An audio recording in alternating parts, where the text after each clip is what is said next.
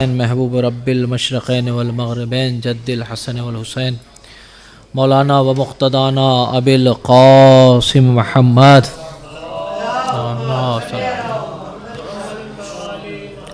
اما بعد فقد قال اللہ تعالی فی کتابہ الکریم وهو اصدق الصادقین وقولہ الحق بسم اللہ الرحمن الرحیم والعصر ان الانسان لفی خسر الا الذین آمنوا وعملوا الصالحات تواصوا بالحق وتواصوا بالصبر صدق اللہ العلی العظیم۔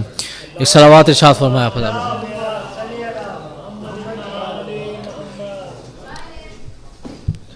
ظاہر ہے کہ اس سلسلے کی آخری گفتگو آپ کے سامنے ہے اور آج تھوڑی سی تاخیر کے لیے ہم معذرت خواہ ہیں کیونکہ ایک مجلس باب المراد میں تھی کہ جس کی وجہ سے مصروفیت اور راستے میں تاخیر ہوئی۔ آج کی اس گفتگو میں ہم سورہ مبارکہ والعصر کے سلسلے سے گفتگو کریں گے۔ یہ بھی قرآن مجید کا بہت چھوٹا سا سورہ ہے، لیکن اس میں تمام انسان کا فلسفہ حیات جو ہے وہ سمجھا دیا گیا ہے۔ اگر میں یہ کہوں تو غلط نہیں ہوگا کہ اگر انسان قرآن کے سارے سورے اور ساری آیات اس کے نظر میں نہیں بھی ہوں، فقط اور فقط یہ سورہ اس کے اگر نظر میں ہیں تو زندگی کی کامیابی کے لیے یہ کافی ہے۔ اگر ایک صلوات آپ فرما دیں آپ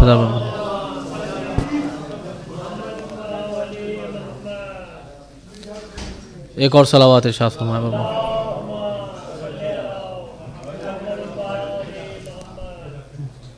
یہ تھوڑا سا آمد و رفت کا اگر سلسلہ تھوڑا منقطع ہو جائے تو بہتر رہے گا۔ ایک اور صلوات ارشاد فرمائیں محمد۔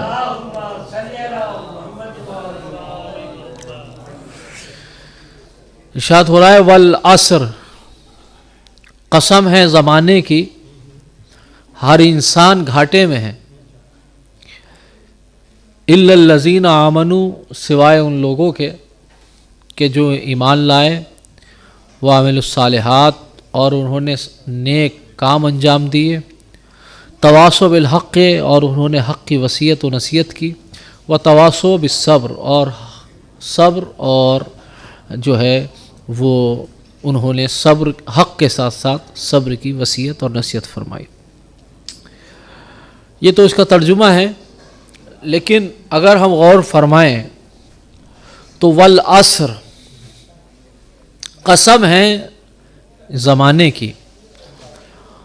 قرآن مجید نے مختلف چیزوں کی اور مختلف اوقات کی قسمیں کھائی ہیں۔ والشمس وضحاها والقمر اذا تلاہا، سورج کی قسم، چاند کی قسم، ستاروں کی قسم، صبح کی قسم، رات کی قسم، والضحیٰ، ضحیٰ کی قسم، واللیل اذا سجا، رات کی قسم جب کہ وہ تاریک ہو جائے۔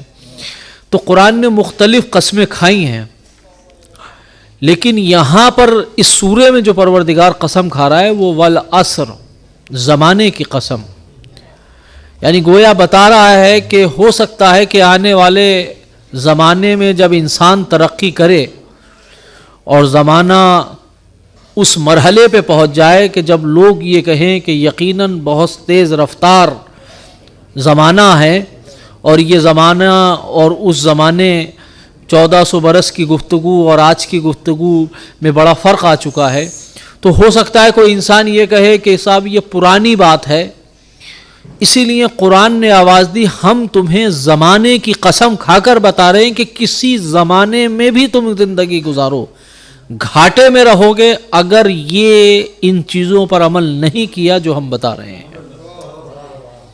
یعنی ایسا نہیں ہے کہ قدیم زمانے میں ہی انسان گھاٹے میں تھا اگر اس پر عمل نہ کرے، یا آنے والے اس ترقی یافتہ زمانے میں، یا اور اس سے آنے والے اور ترقی یافتہ زمانہ ہو جائے اور یہ نعرے اٹھنے لگیں کہ اب ہمیں دین کی ضرورت نہیں ہے، اب ہمیں جو ہے شریعت کی ضرورت نہیں ہے کیونکہ یہ پرانا ہو چکا ہے۔ قرآن قسم کھا رہا ہے والعصر، زمانے کی قسم، کہ زمانہ کتنا بھی آگے بڑھ جائے مگر انسان گھاٹے میں رہے گا جب تک کہ ان چیزوں پر، 4 چیزوں پر عمل نہ کرے۔ تو یہ تو ایک میسیج اور ایک پیغام تھا، لیکن ہم چلتے ہیں اور دیکھتے ہیں والعصر سے مارنا کیا ہے، مراد کیا ہے۔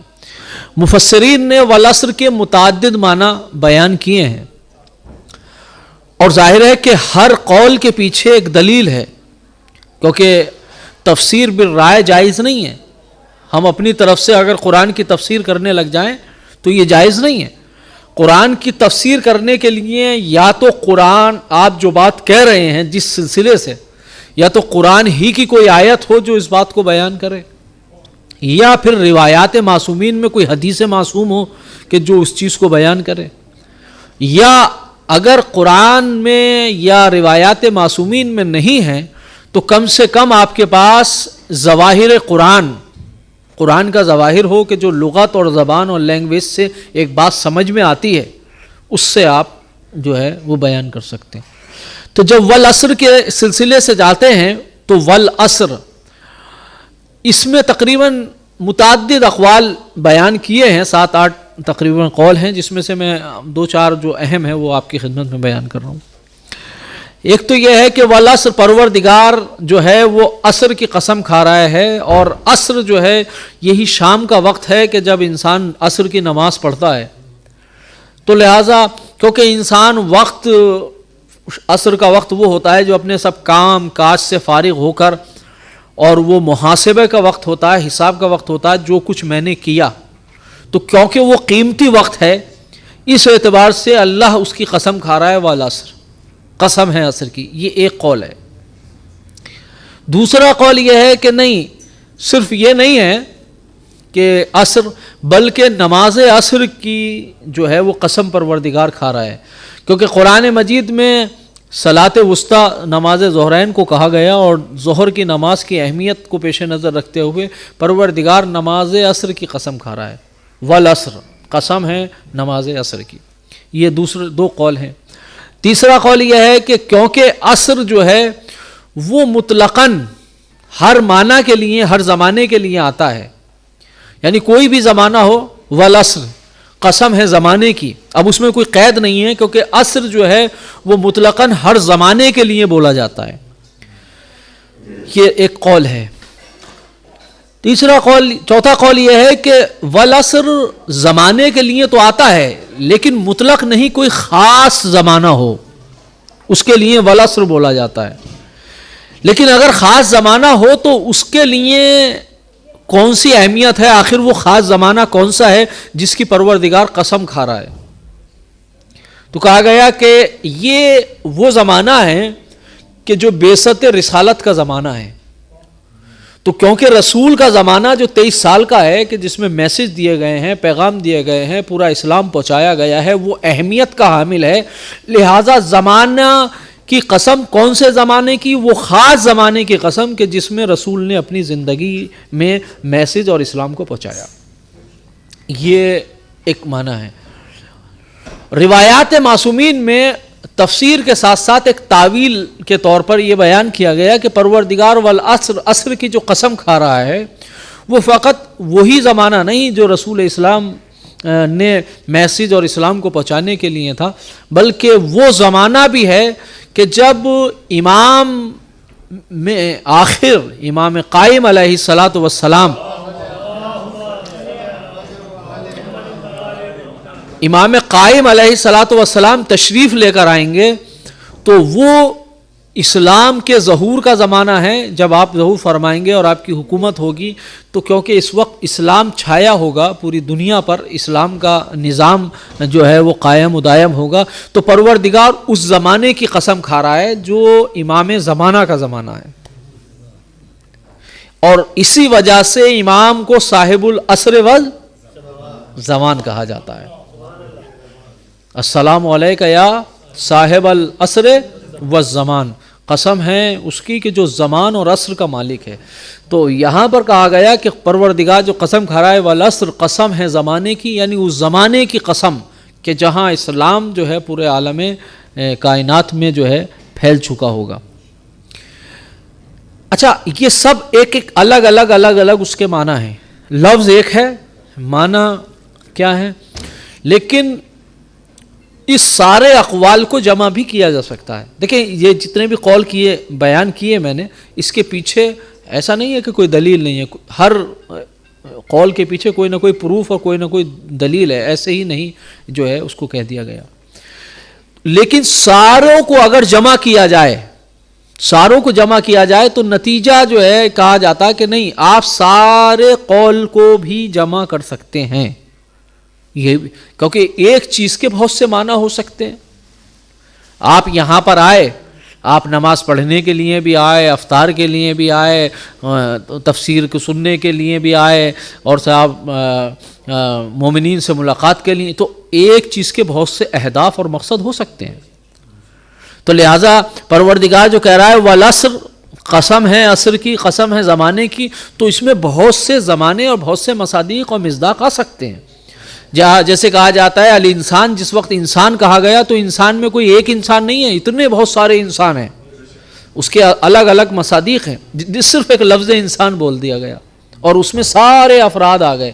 اسی طرح سے پروردگار عالم والعصر کی قسم کھا رہا ہے، اور عصر کے اندر جتنے بھی افراد ہیں وہ سب اس کے ضمن میں آ جائیں، تو سارے اقوال کو جمع کیا جا سکتا ہے. ارشاد ہو رہا ہے والعصر، قسم ہے زمانے کی، آپ مطلقاً زمانہ ہو، خاص زمانہ ہو. ان الانسان لفی خسر، انسان جو ہے وہ گھاٹے میں ہے. اچھا، یہاں مستثنا نہیں کیا گیا، سارے الف لام یا جن سے سارے افراد جو ہیں وہ نقصان میں ہیں، گھاٹے میں ہیں اور لاس میں ہیں. یعنی یہ قاعدہ کلیہ ہے، کوئی بھی انسان جو ہے وہ فائدہ نہیں پا سکتا الا الذین، سوائے اس کے کہ 4 اگر اصول پر عمل کرتا ہے تو پھر وہ گھاٹے میں نہیں ہے. لیکن اگر ان 4 میں سے کسی بھی ایک اصول کے اوپر انسان عمل نہیں کرتا تو وہ گھاٹے میں رہے گا. زمانہ چاہے کوئی بھی ہو، اب یہ نہیں ہے کہ صاحب یہ ترقی یافتہ زمانہ ہے اور یہ زمانہ ایسا ہے اور یہ زمانہ نہیں، ہر زمانے میں کوئی بھی زمانہ ہو، والعصر ان الانسان لفی خسر. اب بس میں زیادہ آج تفصیلی گفتگو نہیں کروں گا، زیادہ وقت آپ کا نہیں لوں گا، 20-25 منٹ ہارڈلی جو ہے وہ گفتگو کو ختم کر دوں گا. والعصر، قسم ہے زمانے کی کہ ہر انسان گھاٹے میں ہے. دیکھیں ہر انسان گھاٹے میں کیسے ہے؟ کوئی بزنس مین جب کوئی بزنس کو شروع کرتا ہے تو اس کے پاس ایک پونجی ہوتی ہے، ایک راس المال ہوتا ہے کہ جس سے وہ انویسٹ کرتا ہے اور پیسہ اپنا لگاتا ہے، وہ پونجی ہی اس کا اثاثہ ہوتی ہے. اسی طرح انسان کی جو زندگی ہے وہ اس کا اثاثہ ہے. مولا امیر المومنین فرماتے ہیں، مولا امیر المومنین علیہ الصلوۃ والسلام فرماتے ہیں کہ انسان کا ہر ایک نفس، ہر ایک سانس ایک قدم ہے موت کی طرف. جیسے انسان ایک منزل کے، کسی بھی منزل کے قریب ہونا چاہتا ہے تو وہ یکے بعد دیگر قدم بڑھاتا ہے، ویسے ہی سانس ہے انسان، جیسے جیسے انسان سانسیں لے رہا ہے وہ موت کے قریب اس کا ایک قدم ہے، دن بدن اپنے موت کی طرف جا رہا ہے. تو کہتے ہیں اس کی مثال ایسی ہے کہ جیسے کہ ایک فرض کریں ایک برف فروش ہے، برف کا بیچنے والا، وہ اگر اپنے برف کو نہیں بیچے تو وہ خود بخود گھلتا چلا جاتا ہے اور وہ ختم ہوتا چلا جاتا ہے. ویسے ہی انسان اگر اپنی زندگی سے فیض حاصل نہ کرے تو وہ دن بدن ختم اس کی زندگی ہوتی جا رہی ہے. تو پتہ یہ چلا کہ راس المال اور پونجی اس کی ختم ہوتی جا رہی ہے، نتیجے میں اگر کچھ نہ ہو تو پھر وہ گھاٹے میں رہے گا، اس لیے کہ اس کا اصل راس مال ختم ہو رہا ہے. تو سوال یہی ہے کہ انسان کا ہر قدم جو ہے، ہر سانس جو ہے وہ موت کی طرف جا رہی ہے. تو جو راس المال ہے، جو پونجی ہے، جو اس کا مین اثاثہ ہے، وہ تو دن بدن ختم ہو رہا ہے، لمحہ و لمحہ ختم ہو رہا ہے. مولا فرما رہے ہیں ہر سانس گویا کہ ایک قدم ہے موت کی طرف. تو لہذا اب اگر موت کی طرف قدم ہے تو ہم نے اس اثاثے کو جو لمحہ بلمحہ ختم ہو رہا ہے اس کے نتیجے میں ہمیں کیا حاصل کرنا چاہیے تاکہ ہم پروفٹ میں رہیں. اس لیے کہ پونجی تو صرف ہو رہی ہے, عمر تو خرچ ہو رہی ہے, عمر تو لمحہ بلمحہ ختم ہو رہی ہے.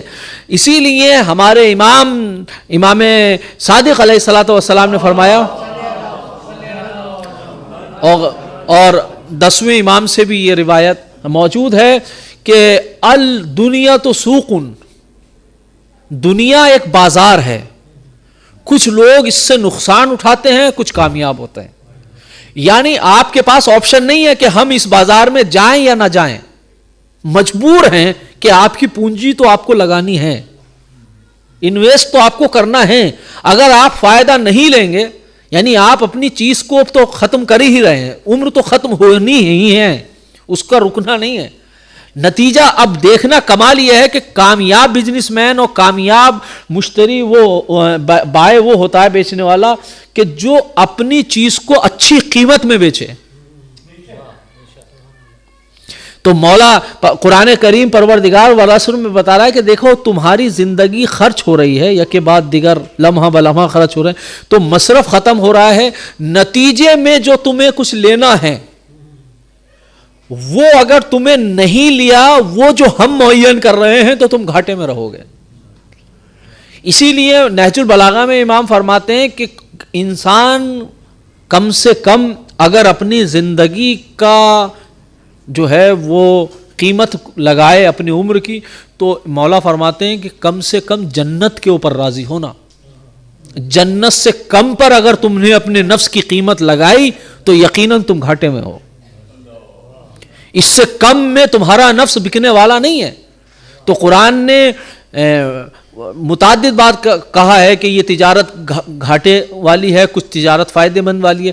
تو وہ کیسے اس پونجی کو, کہ جو پونجی ہماری لمحہ بلمحہ سر جیسے برف دن بہ دن لمحہ بلمحہ پگھلتا ہے, ویسے ہی انسان کی زندگی لمحہ بلمحہ ختم ہو رہی ہے.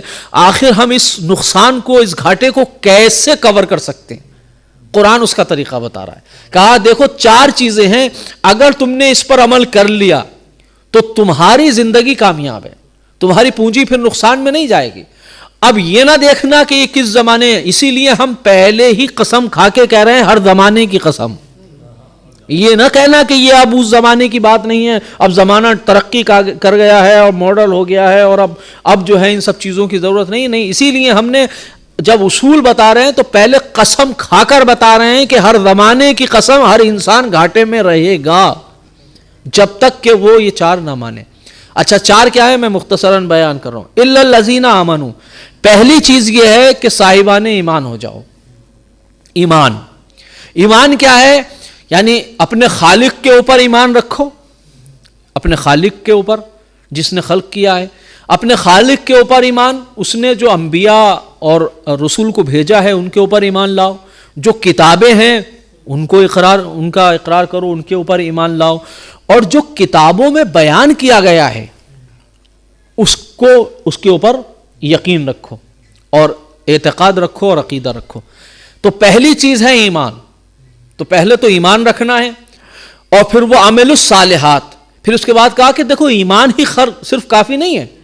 اگر تم یہاں جی رہے ہو, ہم لوگ یہاں آپ لوگ زندگی گزار رہے ہیں یو کے میں, اور صرف آپ جو ہیں یہاں کے کانسٹیٹیوشن پہ یقین رکھے کہ ہاں بھئی یہاں کا کانسٹیٹیوشن ہے, لیکن اس پر عمل نہ کریں, تو کون سی حکومت, کیا یہاں کی حکومت آپ کو رہنے دے گی؟ کہ بھئی ہم مانتے تو ہیں کہ یہاں کا کانسٹیٹیوشن بہت اچھا ہے مگر عمل نہیں کریں گے. یا میں ایئرپورٹ پر کھڑے ہو کر جو ہے ایئر انڈیا کی تعریف کروں کہ ایئر انڈیا تو بہت اچھی ہے, اس کا جواب نہیں ہے, لیکن اس میں سوار نہ ہوں تو کیا وہ منزل پہ پہنچ جاؤں گا؟ ہے نا. تو تعریف سے کچھ نہیں ہوتا. اس کا مطلب یہ کہ اسی لیے کہا کہ ہم اہل بیت کی مثال سفینہ نوح جیسی ہے. تو صرف ہماری تعریفوں سے کام نہیں ہوگا, ہماری سیرت پہ عمل کرنا پڑے گا, ہے نا. صرف فضیلت کو بیان کرو یہ اچھی بات ہے, یہ عقیدے کا حصہ ہے, مگر یہ کافی نہیں ہے, عمل کرنا ہوگا. اگر ہم کشتی پر سوار نہ ہوں اور کشتی کی تعریف کرتے رہیں تو مقصد تک نہیں پہنچیں گے. لیکن اگر فرض کر دیجیے کہ اگر ہم جیسے ایئرپورٹ پہ پہنچے اور کسی فلائٹ کی ہم نے تعریف کی، جب تک لاکھ تعریفیں کرتے رہیں تو کیا ہم لندن پہنچ جائیں گے؟ نہیں پہنچیں گے جب تک کہ سوار نہ ہوں. لیکن فرض کیجئے جہاں ہم سوار ہوئے، اتفاق سے ایسا ہوتا نہیں ہے لیکن کبھی ایسا ایک بار ہوا بھی ہے کہ ہمارے ساتھ ساتھ کوئی مکھی بھی بیٹھ گئی. ہندوستان اور پاکستان میں تو بہرحال ایسا پاسبل ہے ہی، یا مچھر.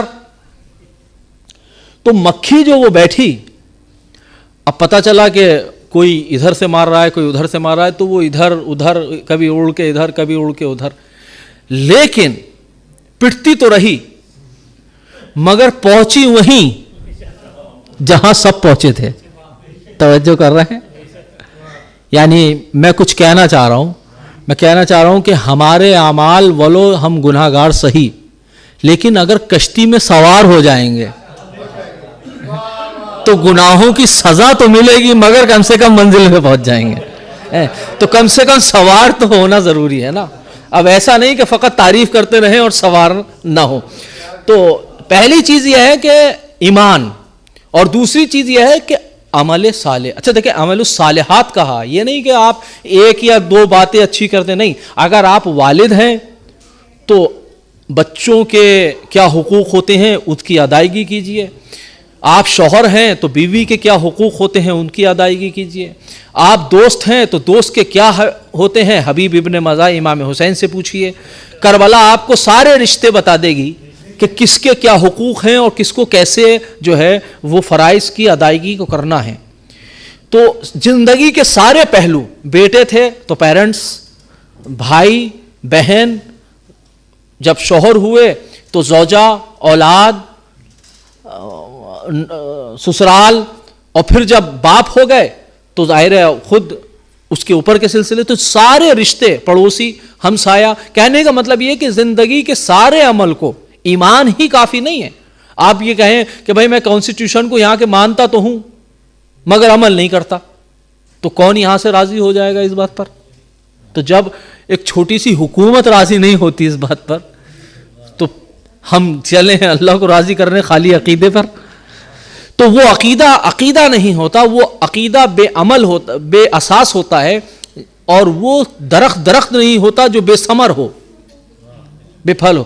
اگر ایک کمرہ ہو، اس کی مثال نور کی، یعنی آپ دیکھیں عقیدے کی مثال ایسے ہی ہے، ایمان کی مثال ایسے ہی ہے انسان کے اندر، کہ جیسے ایک حجرہ ہے، ایک کمرہ ہے، روم، اس میں آپ ایک نور کو، روم میں ایک روشنی کو جلائیں، ایک نور کو جلائیں، روشنی بہت تیز ہو تو آپ دیکھیں گے کہ جو اس کے روشن دان ہیں یا جو روزن ہے یا کوئی، تو اس سے وہ جو روشنی ہے وہ پورے کمرے کو تو منور کرے گی ہی، اس کے علاوہ وہ چھن چھن کے باہر کی طرف کو جائے گی. جو اس کے ایمان کی حیثیت بالکل ایسے ہی ہے. اگر انسان کے اندر ایمان ہے تو وہ اندر سے تو صاحب عمل ہوگا ہی، لیکن اس کی آنکھ بتائے گی کہ وہ صاحب ایمان ہے، اس کے ہاتھ بتائیں گے وہ صاحب ایمان ہے، اس کی زبان بتائے گی کہ صاحب ایمان ہے. جس طرح سے نور جو ہے وہ نکلتا ہے، ویسے ہی ایمان جو ہے وہ اعضاء و جوارح سے ظاہر ہوتا ہے کہ یہ انسان کتنا صاحب ایمان ہے، اس لیے کہ یہ کتنا صاحب عمل ہے. تو لہذا ایمان بھی ضروری ہے اور عمل صالح بھی ضروری ہے، دونوں. اور قرآن مجید نے اکثر جو ہے وہ ایمان اور عمل صالح. یہاں ایک سوال ہے کہ بعض افراد جو ہیں وہ اعمال تو اچھے کرتے ہیں، ان کے اعمال تو اچھے ہیں لیکن ایمان نہیں رکھتے، تو ان کے لیے کیا ہے؟ اگرچہ روایات معصومین میں ہے کہ ان کا امر معلق ہے، نہ ہم ادھر کہہ سکتے ہیں نہ ادھر، وہ ایک تفصیلی بحث ہے کہ بہت سے دنیا میں ایسے لوگ ہیں کہ جو ایمان نہیں رکھتے مگر ان کی زندگی جو ہے اچھے کاموں سے بھری ہوئی ہے. ہاں، لیکن بیس تو یہی ہے، اگر عدل سے کام لیا جائے تو قابل قبول نہیں ہے، لیکن کیونکہ پروردگار فضل سے کام لینے والا ہے تو اسی لیے معصومین نے اس کی تفصیلات بتائی ہے. اب وقت نہیں ہے کہ میں آپ کے سامنے وہ تفصیلات پیش کروں، لیکن اتنا کہنا چاہ رہا ہوں کہ بیس یہی ہے. عدالت کے اگر کیا جائے تو نہیں ہے. اگر فرض کریں کوئی انسان یہاں پر، یہاں کے جو کانسٹیٹیوشن اور یہاں کا جو قوانین ہے اس کو فالو تو کرتا ہے لیکن وہ کانسٹیٹیوشن پر اعتماد نہ رکھے، یقین نہ رکھے، کہے کہ بھائی میں کانسٹیٹیوشن کو نہیں مانتا مگر ہاں میں مخالفت نہیں کرتا، جو عمل کرتا ہوں وہ کرتا ہوں، تو اس کو کوئی قبول کرے گا؟ کہا کہ پہلے آپ اس کی اقرار کریں، بعد میں اس کا عمل کریں. اس لیے کہ اگر آپ کسی ملک کے کانسٹیٹیوشن کو اور اس کے دستور العمل کو آپ ایکسیپٹ نہیں کر رہے ہیں تو یہ توہین ہے، اس کی، اس ملک کی توہین ہے کہ آپ اس کے قوانین کو عمل کی منزل تو بعد میں ہے، پہلے اس کو قبول کرنے کی منزل ہے، پہلے اس کو ایکسیپٹ کرنے کی ضرورت. یہی وجہ ہے کہ جتنے بھی عہدے اور مناصب دیے جاتے ہیں تو پہلے، اور خاص طور سے پریسیڈنٹ یا اس طرح کے جو بڑے، اس میں قسمیں کھائی جاتی ہیں. کیوں قسمیں کھائی جاتی ہیں؟ کہ میں صرف یہ نہیں کہ اس کو فالو کروں گا، نہیں، میں اس کانسٹیٹیوشن اور اس دستور الامر کے اوپر یقین رکھتا ہوں، ہے نا. تو حلف جسے کہنا چاہیے، قسم اور حلف جسے کہنا چاہیے. تو یہ ایمان عمل کوئی بھی، یہ تو ایک جانور کا کام ہوتا ہے کہ اس کے ذہن میں کچھ نہیں ہوتا، اپنے اعتبار سے صرف عمل کرتا ہے. لیکن انسان میں اور حیوان میں یہی فرق ہے، انسان پہلے سوچتا ہے پھر کرتا ہے، اور وہی انسان صحیح ہے کہ جو پہلے کسی شے کا عقیدہ رکھے پھر اس کے بعد عمل کرے. یہ نہیں ہے کہ عمل کرنے کے بعد جو ہے وہ آپ سوچیں گے یہ صحیح ہے نہیں صحیح ہے. تو لہذا جتنا بھی قرآن ہے یا کتاب ہیں، انبیاء ہیں، فرشتے ہیں، ان کے اوپر ایمان لانا اور اس کے ساتھ ساتھ انسان نیک عمل کرے. تو یہ دو منزلیں ہیں. تیسری منزل یہ ہے، اور گفتگو کا تیسری منزل یہ ہے کہ تواصو بالحق. اچھا، ہم صاحب ایمان ہو گئے، ہم صاحب عمل ہو گئے، اب کیا مسئلہ ہے؟ کہا نہیں، حق کی وصیت کیجئے. تو کیا حق عقیدے میں اور عمل میں نہیں ہے؟ وہ تو اس میں بھی شامل ہے، لیکن اس کا تعلق تواصو بالحق یعنی حق کی وصیت اور نصیحت کرنا ہے. اس کا مطلب یہ ہے کہ انسان اگر خود صاحب ایمان اور صاحب عمل ہو تو یہ کافی نہیں ہے، اسے چاہیے کہ معاشرے کے اوپر کام کرے. بعض لوگ ہوتے ہیں بھائی ہم اپنے ذمہ دار ہیں، ہم خود صاحب ایمان ہیں، ہم صاحب عمل ہیں، تو پھر ہمارے لیے کافی ہے. نہیں، اسلام اس کو قبول نہیں کرتا، اس کو ایکسیپٹ نہیں کرتا. اسلام کہتا ہے کہ اگر تم خود صاحب ایمان اور صاحب عمل ہو تو تمہاری یہ ذمہ داری بنتی ہے کہ دوسرے افراد تک یہ منزل پہنچاؤ. اسی وجہ سے قرآن نے یہ نہیں کہا ادوا الصلاۃ، نماز کو پڑھو، یہ کہا اقیموا الصلاۃ، نماز کو قائم کرو. تو قائم کیسے کی جائے گی؟ قائم ایسے ہی کی جائے گی کہ خود ہی نمازی نہ ہو، معاشرے کو نمازی بناؤ. تو اگر تم صاحب ایمان اور صاحب عمل ہو تو تواصو بالحق، تو یہ حق جو ہے چاہے وہ ایمان سے متعلق ہو یا عمل سے متعلق ہو، یہ لوگوں تک پہنچاؤ. یہ تیسری منزل ہے. اور چوتھی منزل یہ ہے کہ ہم جانتے ہیں کہ حق کے مرحلے میں اور ایمان اور عمل کو پہنچانے میں بہت ساری تکلیفیں آئیں گی. ایسا ممکن نہیں ہے. خود اطاعت کرنے میں بھی منزل آئیں گی اور حق کو پہنچانے میں بھی بہت دشواریاں آئیں گی. دیکھیں، خود عمل کرنے میں بھی بڑی دشواریاں ہیں. فرض کریں سردی کا زمانہ ہے، بہت تیز سردی، اور کیفیت ایسی ہے کہ پانی ڈالیں تو ہاتھ سن ہو رہا ہے. تو اس کیفیت میں اچھا سب لوگ سو رہے ہیں، ہم لیٹ سوئے، لیکن ادھر اذان ہوئی، اٹھے، تو تکلیف ہے یا نہیں ہے؟ یہ تکلیف تو ہے.